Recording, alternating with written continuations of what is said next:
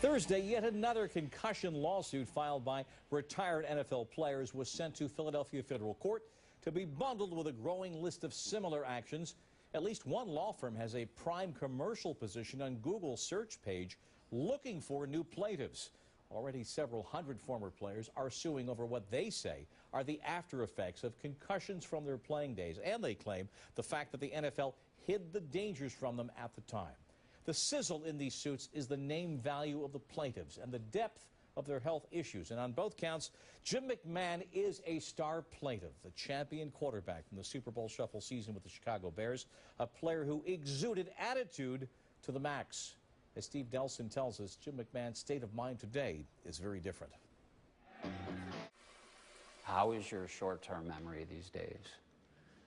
Short-term memory is not good. Yeah, I won't remember a hell of a lot about this interview in about 10 minutes, probably. I mean, ask Laurie. There are days that he gets up and he comes into the kitchen. He doesn't know why he went into the kitchen. Laurie Navon is McMahon's girlfriend and lives with him in his Arizona home. He's going to the mailbox, and 20 minutes later, I see he's still in the kitchen, wandering aimlessly around the kitchen. And he said, "Where was I going? What was I doing?"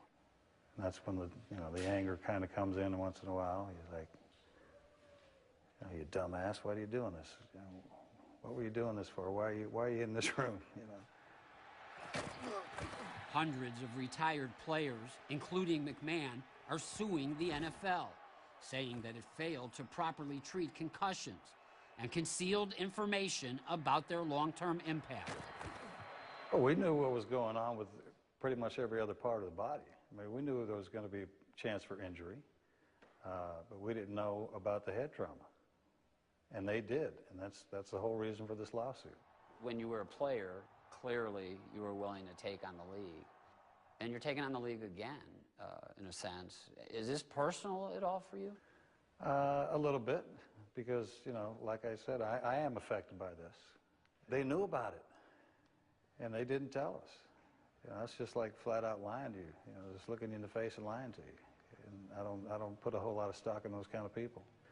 And if, the league gets pissed, it's not the first time they've been mad at me. How many concussions do you think you had while you were in the NFL? I know for sure I had 3. But I don't know what they deemed concussions back then. There was only 3 times for sure I knew I was too whacked out to really know what I was doing.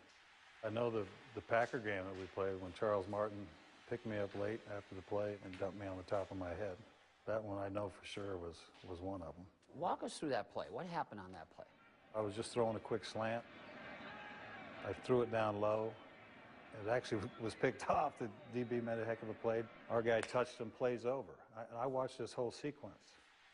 And the next thing I know, I'm getting grabbed from behind and dumped on the top of my head. All I know is somebody grabbed me from behind and threw me down. Was that a flat-out dirty play?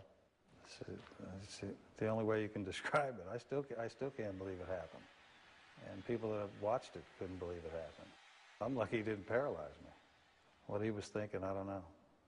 Maybe he had some brain trauma. Who knows? In 1988, the Chicago Tribune reported that McMahon injured his head in a game against Detroit. Afterwards, the Bears trainer was quoted as saying he had a concussion, but it cleared by halftime. That's a typical response. It cleared by halftime. Yeah, what do you make of that? How does it... Well, back then, it was, if you could follow the doctor's finger or the trainer's finger, that was pretty much, okay, you're ready to go back in. You got a headache, here's an aspirin, tape it to your helmet, eat it, whatever you want to do, but, you're ready to go back in. How does that make you feel today when you hear that he had a concussion, but it cleared by halftime? That's obviously somebody who didn't know what the hell he was talking about. I play with pain. How much do you worry about him? I worry about him every day. I program the GPS in the car with the home address, so if he ever does get lost, he can find his way back home. You just don't know what's going to be in 6 months or what's going to be in a year. It's going to be real scary when it gets to the point where I can't find my way home, Dave Duerson was struggling with that. Who you played against or with, who are struggling with things like dementia. How sad is that for you? It breaks your heart, man. You get a guy that you've known for years and years that, you know, he can't recognize you or doesn't have any idea who you are or anybody else is. I mean, that's tough to deal with. There's some guys that are doing great, other guys are not. Other guys are really struggling. But, you know, we just try to keep each other up and just keep living, man. The NFL has long made player safety a priority and continues to do so. Any allegation that the NFL intentionally sought to mislead players has no merit. It stands in contrast to the league's actions to better protect players and advance the science and medical understanding of the management and treatment of concussions, end quote.